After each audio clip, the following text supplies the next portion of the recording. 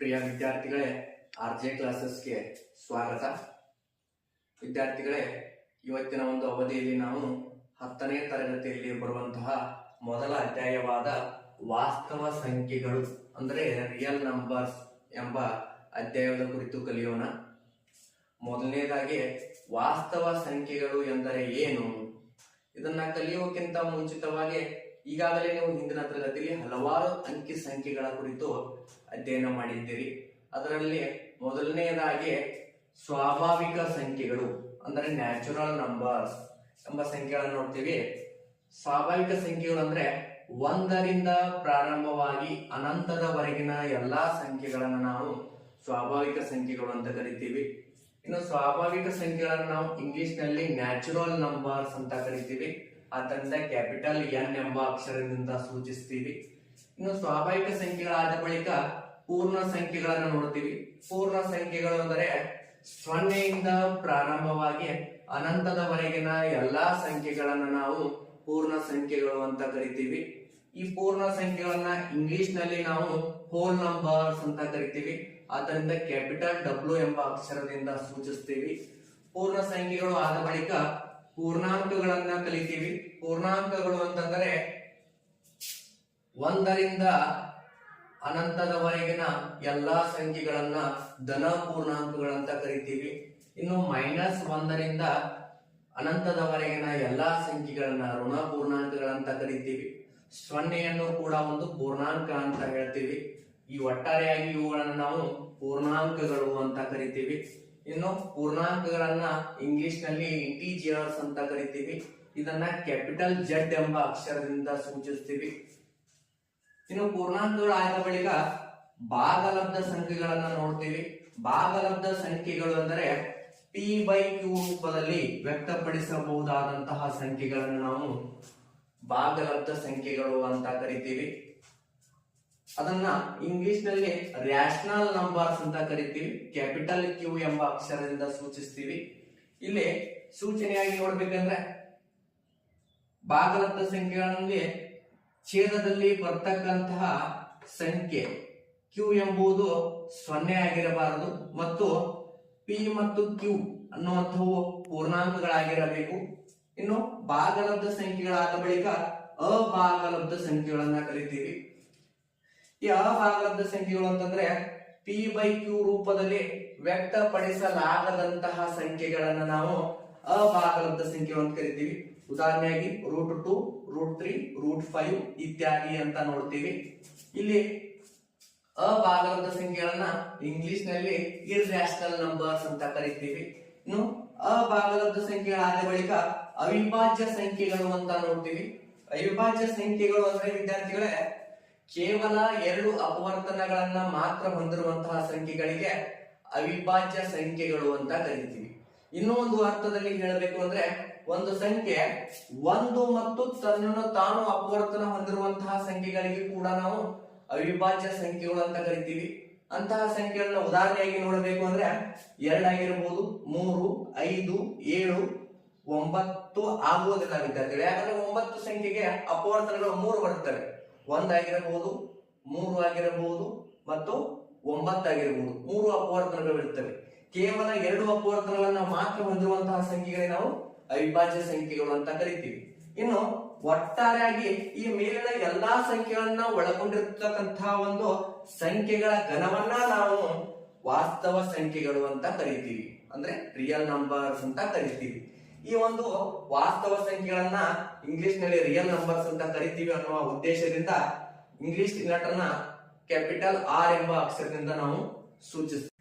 ವಿದ್ಯಾರ್ಥಿಗಳೇ, ಇವತ್ತಿನ ಒಂದು ಅವಧಿಯಲ್ಲಿ ನಾವು 10ನೇ ತರಗತಿಯ 1ನೇ ಅಧ್ಯಾಯದಲ್ಲಿ ಬರುವಂತಹ ವಾಸ್ತವ ಸಂಖ್ಯೆಗಳು ಈ ಒಂದು ಅಧ್ಯಾಯದ ಅಭ್ಯಾಸ 1.1 ಸಮಸ್ಯೆಗಳನ್ನ ನೋಡೋಣ. ಮೊದಲನೇದಾಗಿ ಪ್ರಶ್ನೆ ನಂಬರ್ 1, ಕೆಳಗಿನ ಪ್ರತಿ ಸಂಖ್ಯೆಯನ್ನು ಅದರ ಅವಿಭಾಜ್ಯ ಅಪವರ್ತನಗಳ ಗುಣಲಬ್ಧವಾಗಿ ವ್ಯಕ್ತಪಡಿಸಿ ಅಂತ ಕೊಟ್ಟಿದ್ದಾರೆ. ಸೊ ಅದರಲ್ಲಿ ಮೊದಲನೇ ಪ್ರಶ್ನೆ ನಂಬರ್ 140. ಈ ಒಂದು ಸಂಖ್ಯೆಗಳನ್ನು ನಾವು ಅವಿಭಾಜ್ಯ ಅಪವರ್ತನ ವಿಧಾನದಿಂದ ಯಾವ ರೀತಿ ಬಿಡಿಸ್ತೀವಿ ಎಂಬುದನ್ನು ನೋಡೋಣ. ಸೊ ಪ್ರಶ್ನೆ ನಂಬರ್ 1 ನೋಡಿದಾಗ ನಾವು ಇವಾಗ ಎಪ್ಪತ್ಲೆ 140, 2 ಮೂರ್ಲೆ 6, 1 ಉಳಿಯುತ್ತೆ 10 ಆಯ್ತು, 2 5ಲೆ 10. ನೆಕ್ಸ್ಟ್ ಅವಿಭಾಜ್ಯ ಸಂಖ್ಯೆ ಅಂತ ನೋಡಿದಾಗ ನಾವು 3ರಲ್ಲಿ 35 ಬರೋದಿಲ್ಲ, 3ರ ಮಿತಿಯಲ್ಲಿ 4ರಲ್ಲಿ ಬರೋದಿಲ್ಲ, 5ರಲ್ಲಿ ನೋಡಿದಾಗ 5 7ಲೆ 35, ನೆಕ್ಸ್ಟ್ 7 1ಲೆ 7. ಹಾಗಾದ್ರೆ 140ರ ಅವಿಭಾಜ್ಯ ಅಪವರ್ತನಗಳನ್ನ ನೋಡಿದಾಗ ನಾವು 2ರ ಘಾತ 2 ಗುಣಿಲೆ 5ರ ಘಾತ 1 ಗುಣಿಲೆ 7ರ ಘಾತ 1. ಇದು 140ರ ಅವಿಭಾಜ್ಯ ಅಪವರ್ತನಗಳು. ನಿಮ್ಮ SSLC ಪರೀಕ್ಷೆಯಲ್ಲಿ 1 ಅಂಕದ ಪ್ರಶ್ನೆಗಳನ್ನ ಈ ಒಂದು ವಿಧಾನದಲ್ಲಿ ಕೇಳಬಹುದು. ಪ್ರಶ್ನೆ ನಂಬರ್ 2 ನೋಡಿದಾಗ ಯಾವ ರೀತಿಯಾಗಿ 156 ಅನ್ನುವಂತ ಸಂಖ್ಯೆಯನ್ನ 2ರಿಂದ ನೋಡಿದಾಗ 2 7 14, 1 ಉಳಿತು 16 ಆಯ್ತು, 2 8 16, ನೆಕ್ಸ್ಟ್ 2 3 6, 1 ಉಳಿತು 18 ಆಯ್ತು, 2 9 18. ಇನ್ನು 39 ಅನ್ನುವಂಥದ್ದು 2ರ ಮಗ್ಗಿಯಲ್ಲಿ ಬರಲ್ಲ, ನೆಕ್ಸ್ಟ್ 3ರ ಮಗ್ಗಿಯಲ್ಲಿ ಬರುತ್ತೆ. 3 1 3, 3 3 9. ಇನ್ನು 13 ಅನ್ನುವಂಥದ್ದು ಕೂಡ ಒಂದು ಅವಿಭಾಜ್ಯ ಸಂಖ್ಯೆ, 13 1 13. ಹಾಗಾದ್ರೆ 156ರ ಅವಿಭಾಜ್ಯ ಅಪವರ್ತನಗಳನ್ನ ನೋಡಿದಾಗ 2ರ ಘಾತ 2 ಗುಣಿಲೆ 3ರ ಘಾತ 1 ಗುಣಿಲೆ 13ರ ಘಾತ 1. ಇನ್ನು ಪ್ರಶ್ನೆ ನಂಬರ್ 3 ನೋಡಿದಾಗ ಇದರ ಒಂದು ಅವಿಭಾಜ್ಯ ಅಪವರ್ತನಗಳನ್ನ ನೋಡಿದಾಗ ಈ ಒಂದು ಸಂಖ್ಯೆ 2ರಿಂದ ಹೋಗುವುದಿಲ್ಲ, 3ರಿಂದ ಇದು ಭಾಗವಾಗುತ್ತದೆ. 3 1 3, 3 2 6, 2 ಉಳಿತು 22 ಆಯ್ತು, 3 7 21, 1 ಉಳಿತು 15 ಆಯ್ತು, 3 5 15. ನೆಕ್ಸ್ಟ್ 3 4 12, 3 2 6, 1 ಉಳಿತು 15 ಆಯ್ತು, 3 5 15. ಇನ್ನು 5ರಿಂದ ನೋಡ್ತೀವಿ ನಾವು. 5 8 40, 2 ಉಳಿತು 25 ಆಯ್ತು, 5 5 25. ನೆಕ್ಸ್ಟ್ 5 1 5, 3 ಉಳಿತು 35 ಆಯ್ತು, 5 7 35. ಇನ್ನು 17 ಅನ್ನುವಂಥದ್ದು ಕೂಡ ಒಂದು ಅವಿಭಾಜ್ಯ ಸಂಖ್ಯೆ, 17 1 17. ಹಾಗಾದ್ರೆ 3825ರ ಅವಿಭಾಜ್ಯ ಅಪವರ್ತನಗಳನ್ನ ನಾವು ನೋಡಿದಾಗ ಏನು 3ರ ಘಾತ 2 ಗುಣಿಲೆ 5ರ ಘಾತ 2 ಗುಣಿಲೆ 17ರ ಘಾತ 1. ಇನ್ನು ಪ್ರಶ್ನೆ ನಂಬರ್ 4 ನಾವು ನೋಡಿದಾಗ ಇದರ ಒಂದು ಅವಿಭಾಜ್ಯ ಅಪವರ್ತನಗಳನ್ನು ನೋಡಿದಾಗ ಇದು 5ರಿಂದ ಭಾಗವಾಗುತ್ತದೆ. 5 100 500, 5 1 5. ಇನ್ನು ಇದನ್ನು ನಾವು ನೋಡಿದಾಗ 7ರಿಂದ ಭಾಗವಾಗುತ್ತದೆ. 7 1 7, 3 ಉಳಿತು 30 ಆಯ್ತು, 7 4 28, 2 ಉಳಿತು 21 ಆಯ್ತು, 7 3 21.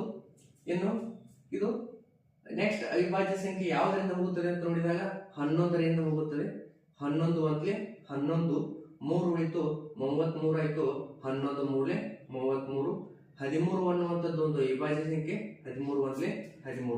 ಹಾಗಾದ್ರೆ ವಿದ್ಯಾರ್ಥಿಗಳೇ 5005ರ ಒಂದು ಅವಿಭಾಜ್ಯ ಅಪವರ್ತನಗಳನ್ನು ನಾವು ನೋಡಿದಾಗ 5ರ ಘಾತ 1 ಗುಣಿಲೆ 7ರ ಘಾತ 1 ಗುಣಿಲೆ 11ರ ಘಾತ 1 ಗುಣಿಲೆ 13ರ ಘಾತ 1. ಈ 5 3 5 7 11 13 ಅನ್ನುವಂಥವು ಕೂಡ ಇವೆಲ್ಲ 5005ರ ಅವಿಭಾಜ್ಯ ಅಪವರ್ತನಗಳಂತ ನೋಡ್ತೀವಿ. ಇನ್ನು ಕೊನೆಯ ಪ್ರಶ್ನೆಯನ್ನು ನೋಡಿದಾಗ ನಾವು ಇದರ ಒಂದು ಅವಿಭಾಜ್ಯ ಅಪವರ್ತನಗಳನ್ನು ನೋಡಿದಾಗ ಯಾವುದೇ ಅವಿಭಾಜ್ಯ ಅಪವರ್ತನ ಅಂತ ನೋಡಿದಾಗ ಯಾವುದೇ ಮಗ್ಗಿಗಳಲ್ಲಿ ಬರದೇ ಇದ್ದಾಗ ಇದು 17ರ ಮಗ್ಗಿಯಲ್ಲಿ ಬರುತ್ತದೆ.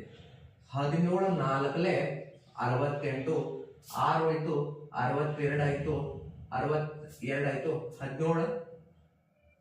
17 3 51, 11 ಉಳಿತು 119 ಆಯ್ತು, 17 119 ಅಂತ ನೋಡ್ತೀವಿ ವಿದ್ಯಾರ್ಥಿಗಳೇ. ಇನ್ನು 17ರಿಂದ ಆಗನ ನೆಕ್ಸ್ಟ್ ನಾವು ನೋಡಿದಾಗ ಇದು ಯಾವುದರಿಂದ ಭಾಗವಾಗುತ್ತದೆ ಅಂತ ನೋಡಿದಾಗ 19ರಿಂದ ನೋಡ್ತೀವಿ. 19 ಅಂದ್ರೆ 19 2 38, 5 ಉಳಿತು 57 ಆಯ್ತು, 19 3 57 ವಿದ್ಯಾರ್ಥಿಗಳೇ. ಇನ್ನು 23 ಅನ್ನುವಂಥದ್ದು ಕೂಡ ಒಂದು ಅವಿಭಾಜ್ಯ ಸಂಖ್ಯೆ. 23 1 23, ಹಾಗಾದ್ರೆ ವಿದ್ಯಾರ್ಥಿಗಳೇ 7429 ಅವಿಭಾಜ್ಯ ಅಪವರ್ತನಗಳು ಅಂತ ನಾವು ನೋಡಿದಾಗ 17 ಘಾತ 1 ಗುಣಿಲೆ 19 ಘಾತ 1 ಗುಣಿಲೆ 23